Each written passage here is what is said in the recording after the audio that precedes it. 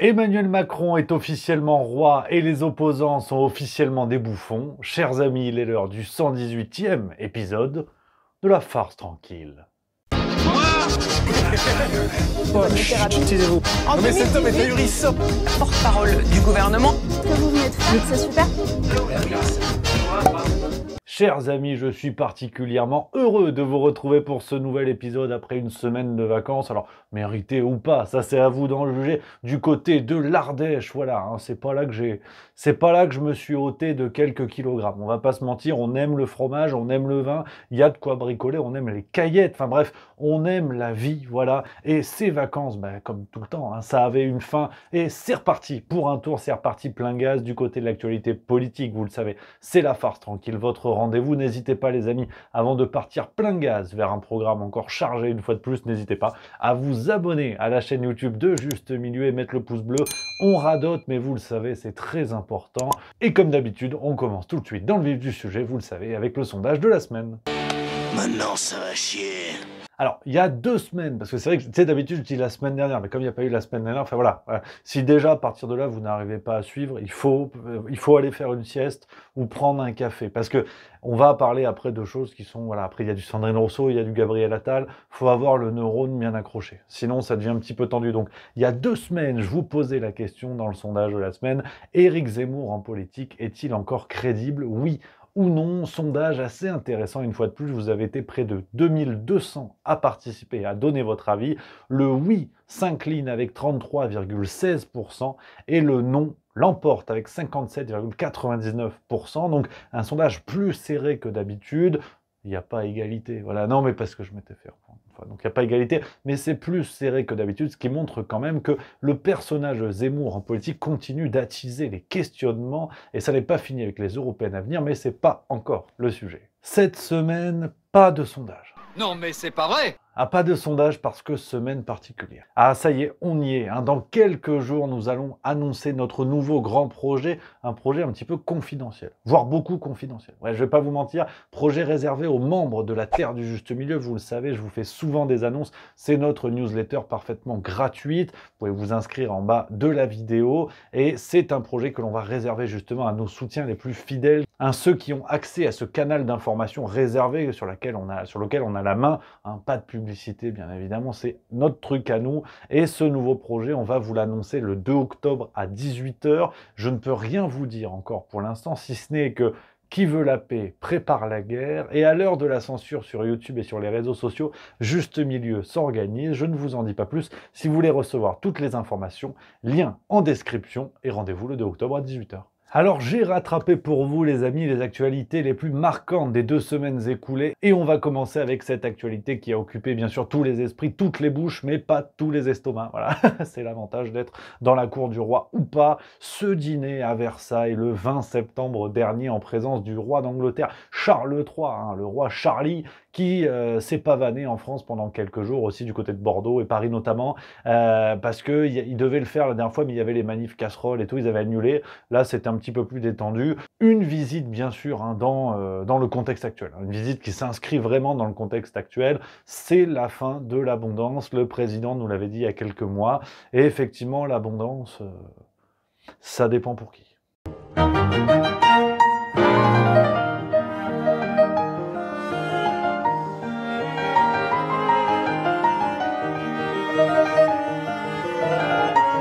On a eu des séquences lunaires. Je crois qu'on va pas passer par 4 chemins avec un Emmanuel Macron qui assume de plus en plus son visage autocratique, voire monarchique, hein, tout fier de se pavaner aux côtés d'un vrai roi. Et on sent que le couple Macron, il y a quand même une envie...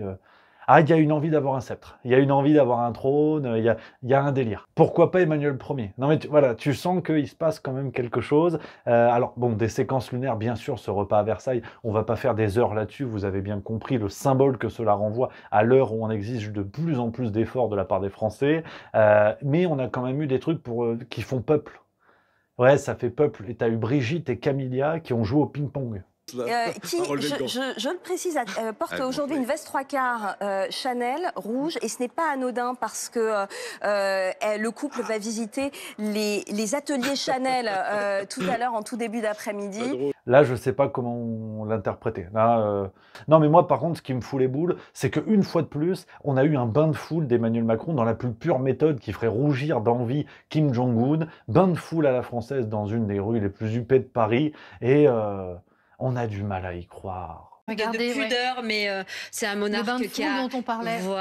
Voilà. Et ça, c'est important. Là, en fait, ce qu'a besoin, Charles, véritablement, c'est de se confronter à son public, d'aller chercher son public et de... Non mais c'est vrai, je veux dire, on a un président dès qu'il fait, enfin dès qu'il faisait, faut le mettre dans le passé, dès qu'il faisait une visite impromptue, on avait un président qui pouvait pas s'empêcher de se manger une tomate, un œuf, une gifle.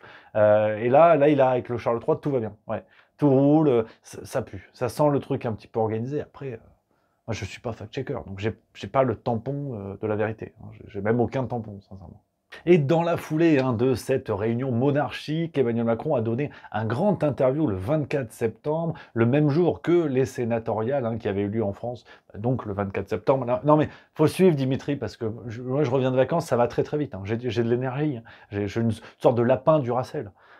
Voilà, donc il faut s'accrocher. Et donc les sénatoriales où le parti présidentiel a essuyé une petite branlée, mais c'est assez minime. On sait que le RN aussi, par exemple, a 3 sénateurs, ce qui est là encore un beau résultat. Alors, un Sénat renouvelé par tiers, c'est toujours la même chose à chaque élection sénatoriale. C'est pas tout le Sénat qui change d'un coup. Donc, au fond... ouais, t'as des petits mouvements, mais sincèrement, c'est pas Ibiza non plus, quoi, en termes de secousses. Donc, on a eu Macron qui a donné un interview pour éviter qu'on parle des sénatoriales. Du Macron classique, là encore, on va pas faire 8 heures dessus, des formules à la con, des déclarations creuses, des déclarations contradictoires, bien évidemment, des propositions inapplicables, et surtout, ce qui devient une figure imposée d'Emmanuel Macron dans ses interviews, lui qui est un Philippe Candeloro de la politique française, à l'exception près que là, c'est sa meuf qui est montée comme un mulet. Non, je déconne, je rigole, c'est une vanne, c'est une vanne. D'accord, oui. Alors, Emmanuel Macron qui a parlé de la bagnole, voilà, pour faire peuple, il a parlé de la bagnole. Ce qui est très important pour nos Français, c'est qu'on est attaché à la bagnole, on aime la bagnole. Et moi, je l'adore. Alors là encore, pas beaucoup plus à décrypter, sinon l'inutilité de ces interventions présidentielles. On va attaquer l'actualité parti par parti et on commence avec La République En Marche. C'était la grande annonce d'Elisabeth Borne. Alors non, ça n'est pas l'interdiction de la vente des cigarettes électroniques, alors que Elisabeth Borne représente quand même 29% du marché international à elle toute seule. C'était la vente à perte pour l'essence, proposition aux professionnels, aux grandes entreprises du secteur. On a appris par France Info le 20 septembre, les principaux dirigeants de la grande distribution ont dit non. Tout bêtement, non. En fait, voilà. Non, mais tu sais, t'as un gouvernement qui joue les gros bras, qui arrive, qui se dit « Ouais, attention, je suis gaulé comme Schwarzenegger », mais il y a un côté application de rencontre. Ça, c'est le texte qui est en description. Et quand tu vois la personne pour le premier rendez-vous, en fait, c'est Stephen Hawking. Voilà, t'as des cuisses, c'est tes bras. Donc, si tu veux, t'as quelque chose qui fonctionne pas, et les distributeurs ont dit au gouvernement « Non, en fait... vous n'avez aucun pouvoir de nous tordre le bras. » Donc voilà, et forcément, il fallait couvrir l'incendie, et Macron, dans son grand interview inutile, a ressorti la proposition du chèque de 100 € pour les automobilistes les moins aisés, tout ça. Et qui sera au maximum de 100 €. Quand on regarde ce qui est moyen, on connaît les mécanismes qu'on a déjà pu avoir, c'est 100 € par voiture et par an. Proposition qui avait déjà été appliquée il y a quelques mois et qui était déjà rendue compliquée par l'accès sur Internet. On ne savait pas qui avait droit, c'était déjà le bordel. Et là, c'est le bordel, pour couvrir un autre bordel. Ça, c'est compliqué. Oui. Sinon, on a eu Paul Midi. Alors, son nom vous dit peut-être quelque chose. C'est un député La République En Marche, ancien de McKinsey. Alors, après le hasard, hasard Balthazar. Il était sur RTL le 19 septembre. Et alors, lui, il nous a expliqué, par rapport aux nouvelles réglementations qui vont arriver sur Internet et bien sûr en France, il a dit, en fait, le but, c'est surtout de forcer les Français à adopter l'identité numérique. Justement, on veut qu'il y ait un lien qui soit fait avec, par exemple, une identité numérique comme France Identité ou l'identité numérique de la Poste, et que cette identité numérique que vous avez, elle renvoie juste 2 informations à Facebook. 1, oui, il y a une personne physique derrière ce compte, et 2, voilà le code indéchiffrable que Facebook ne peut pas déchiffrer, mais que les autorités peuvent déchiffrer dans un cadre très précis, si évidemment vous faites des choses qui sont illégales. Mais tout ça, voilà, dans un souci de liberté, de progrès, de souplesse articulaire. Voilà, il nous a dit, c'est bien, c'est pour le bien des gens. Après on va voir, voilà. C'est toujours les mesures à la Macron, les mesures à la sauce Macron. Par exemple, dernier exemple en date, c'est même pas dans le script que je vous lis pour vous dire à quel point ça tombe tous les jours. Rappelez-vous, les caméras à intelligence artificielle qui devaient être appliquées pour les JO, pour tester. Il nous avait dit c'est pour tester. Et on a appris il y a quelques heures en fait, non, ça va être testé, puis après, ça va être appliqué. Après les JO, voilà. Hein, alors qu'au départ, ça va être que pour les JO. Hein, bon, c'est comme ça. On continue avec Prisca Thévenot, voilà, encore un très beau symbole de la Macronie, et qui grimpe de plus en plus au gouvernement, hein, avec cette capacité à faire avaler des couleuvres aux gens, et qui nous dit tout et son contraire. C'était l'ancienne responsable du SNU. Bon, t'es plus ou moins stagiaire pour un emploi fictif, et elle est revenue sur ce qu'elle avait déjà dit il y a quelques mois, enfin, que du plaisir. L'enjeu, c'est de faire en sorte que ce service national universel devienne un passage républicain pour toute une génération. Mettons en place tous les moyens pour que ce soit quelque chose de volontaire et de voulu. Si vous attendez de moi de vous dire à partir de telle date il sera obligatoire, ça ne fonctionne pas comme ça. Ça ne peut pas fonctionner comme ça. Il n'y aurait rien de pire que de forcer un jeune à aller faire le service national universel. Ça serait, je pense, même contre-productif. Vous dites un passage républicain, si on est clair, c'est que vous voulez tendre vers... une obligation qui sera une généralisation. Et puis sinon, la mauvaise nouvelle du jour, ça c'est tristouné, Gabriel Attal qui malheureusement a dû annuler son séjour dans un lycée. Et oui, hein, lui qui voulait dormir au lycée pendant plusieurs jours pour voir un peu comment ça se passe, on a appris dans le Parisien du 20 septembre que la période est trop chargée pour les forces de l'ordre, ils ne pourront pas le faire. Moi sincèrement, je pense que ce sont les conseillers de Gabriel Attal qui l'ont dit. Gabi, tu peux le faire, après on n'est pas sûr de réussir à t'en faire sortir et de te reconnaître parmi les élèves. Donc reste avec nous. Du côté du RN, je ne sais même pas si c'est une pépite de la semaine ou si c'est habituel désormais avec Marine Le Pen. Elle était du côté des fêtes du parti à Beaucaire, c'était le 16 septembre dernier, et elle nous a chanté du Dalida.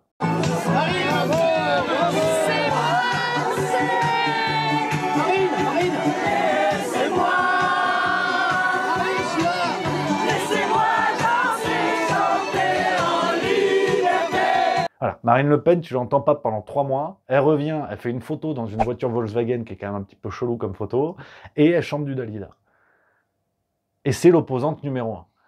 Voilà, avec quand même une belle partie des Français qui ont voté pour elle, et aujourd'hui tu sais plus est-ce qu'elle prépare The Voice 2027, Drag Queen Race, on ne sait pas quel est le projet politique du Rassemblement National, mais bon, bel organe quand même. On continue du côté de la France Insoumise avec quand même petit avertissement avant le décollage. J'écoute. Vous voyez, les vacances ont été riches en réflexion. J'ai réfléchi, je me suis dit, Rémi, il y a de plus en plus de gens qui te disent tu tapes tout le temps sur la France Insoumise. Mais en même temps, je suis le rythme de l'actualité. Et j'y suis pour rien si les têtes d'affiche de la France Insoumise ressemblent de plus en plus au rayon pompe à vélo de Décathlon. C'est-à-dire qu'il y a des gens dans ce parti qui, indubitablement, font un très gros boulot. Il y a un vrai projet politique qui parle à des millions de Français. Mais malheureusement, les têtes d'affiche médiatiques sont des immenses pompes à vélo. J'y suis pour rien. Donc maintenant, je veux poser un cadre. C'est que quand je parle de la France Insoumise, quand je me fous de la gueule des têtes d'affiche, je me fous de la gueule des têtes d'affiche. Je ne me fous pas la gueule de tout le parti, de tout le projet politique et de tous ceux qui votent pour ça. Parce qu'au bout d'un moment, je pense que le pire ennemi de la France Insoumise aujourd'hui, c'est la France Insoumise. Voilà, c'est-à-dire que la France Insoumise, t'enlèves Louis Boyard, Thomas Porte, tous les guignols qu'il peut y avoir, tu laisses ceux qui bossent, genre Ruffin, Guettet et compagnie, avec les bons et les mauvais côtés. T'as un vrai parti politique qui peut avoir du poids. Mais pour ça, il faut enlever les majorettes qu'on voit à la téloche. Donc je voulais faire ce petit rappel quand même pour dire que quand je me fous de leur gueule, ce sont les têtes d'affiche. Voilà. Parce que c'est vrai que ça commence à me faire mal au cœur. Voilà. Donc Louis Boyard, qui était sur France Info le 21 septembre, et il a été interrogé sur cette fameuse manifestation qui a eu lieu à Paris il y a quelques jours, et le journaliste lui dit alors, tout le monde déteste la police, vous allez le dire ou pas? Et il a dit, les gens ont le droit de chanter ce qu'ils veulent. Dernière question très rapidement, si dans la manif après-demain, des gens chantent « Tout le monde déteste la police », vous partirez ? Les gens ont le droit de chanter ce qu'ils veulent, on est dans un pays libre. Et je vous interroge, pourquoi est-ce qu'aujourd'hui, je crois qu'il y avait un sondage qui était sorti qui disait que 40% des Français s'inquiétaient par rapport... Ils ont le droit de chanter ce qu'ils veulent. S'ils chantent ça, ça vous choque pas? Mais qu'est-ce que vous voulez qu'on fasse? Qu'on les mette en prison? Alors apparemment, la ministre des Sports n'est pas d'accord, parce qu'il y a eu des chants apparemment violents, insultants, voire homophobes dans les stades de foot à Paris-Marseille, hein, parce que c'est vrai que généralement, c'est un rassemblement de prix Nobel dans les tribunes, donc on s'attend souvent à des déclarations sur les nouveaux vaccins ARN messagers. Là, il y a des gens qui ont dit des insultes.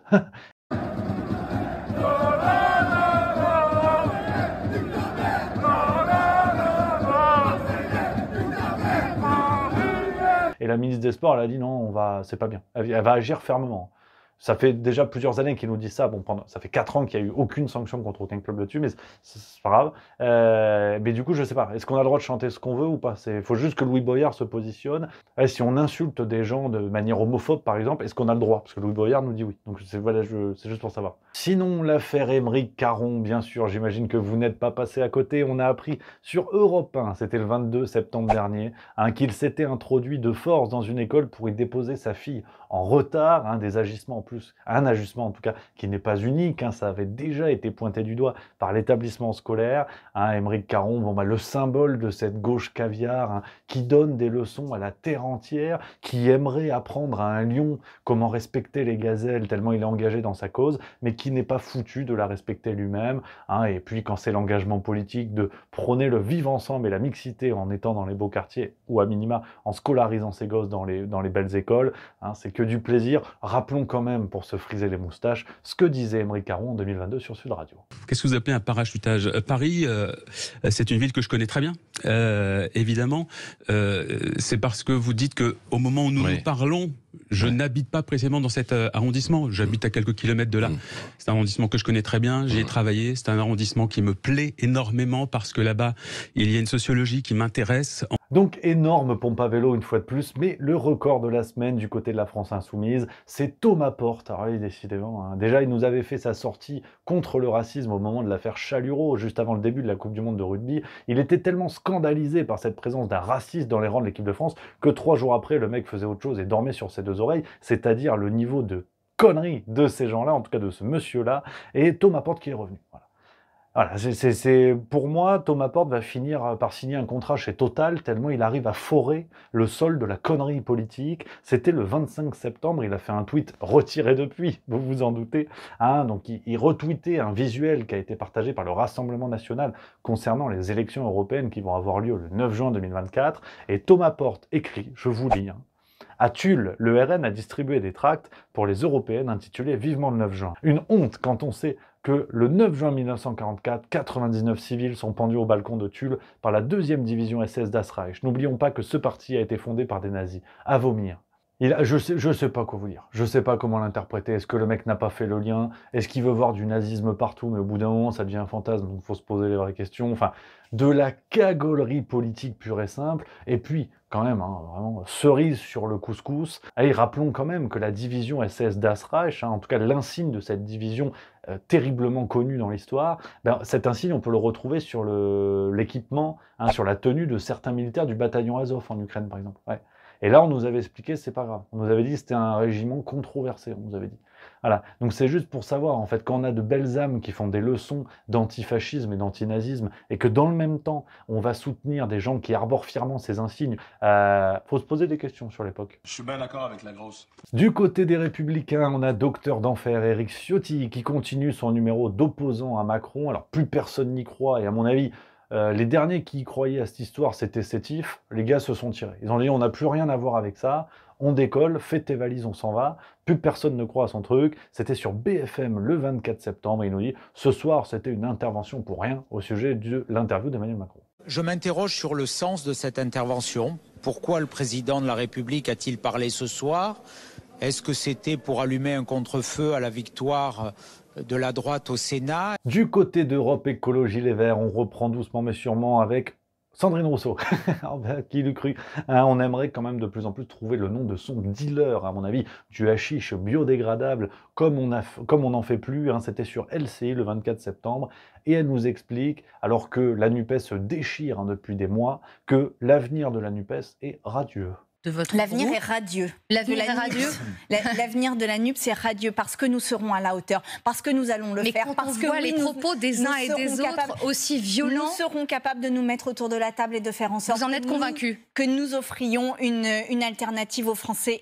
Et puis sinon, du côté du PS, on continue à se faire plaisir. Le journal du dimanche du 20 septembre nous apprend que Martine Aubry est visée par une enquête pour corruption et prise illégale d'intérêt. Cela remonte au municipal de 2020. La possibilité, je cite, que la championne de boxe Licia Boudersa ait échangé son soutien à la maire de Lille contre un poste au sein de la municipalité en tant qu'employé.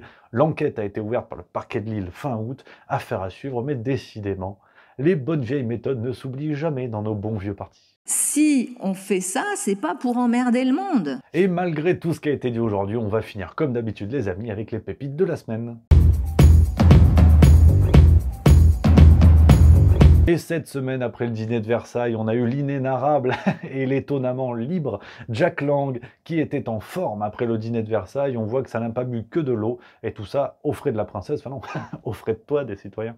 Comment s'est passé ce dîner royal? C'était un dîner chaleureux, amical, et chacun était heureux de rencontrer les Britanniques et les Britanniques heureux de rencontrer les Français. Et aussi révélation, alors c'est une pépite, c'est un miracle de Lourdes, je ne sais même pas ce que c'est. Même Jacques Attali aujourd'hui se met à dénoncer les agissements de l'Union européenne et son incapacité généralisée. C'est bluffant, c'était dans l'émission C'est ce soir, le 20 septembre. D'un point de vue global, l'Europe est une passoire. L'Europe est une passoire aux investissements étrangers, l'Europe est une passoire aux produits étrangers. L'Europe ne sait pas se protéger. Non, elle ne veut pas se protéger. Donc voilà les copains, très heureux de vous avoir retrouvés pour cette nouvelle vidéo, épisode de La Farce Tranquille. On va se retrouver bientôt pour de nouvelles vidéos. En attendant, n'hésitez pas à découvrir les précédentes vidéos juste milieu et vous abonner. Et moi je vous embrasse, on se retrouve très vite. À bientôt.